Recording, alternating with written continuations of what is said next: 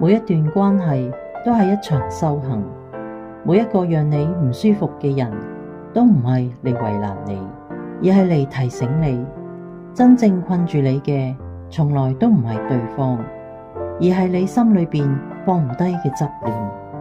當類似嘅人一再出現，聰明嘅人唔會再問點解總係我嘅，而開始看懂，原來唔係世界針對我，而係我內在仲有一課仲未修好。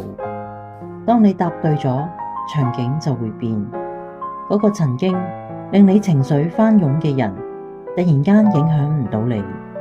嗰件反覆令你焦慮嘅事，唔再控制你。唔係佢哋變咗，而係你鬆開咗。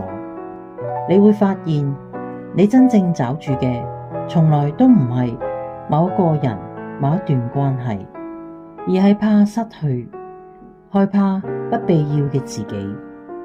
當你允許一切來去，心唔會再被牽動，呢一關算係過咗啦。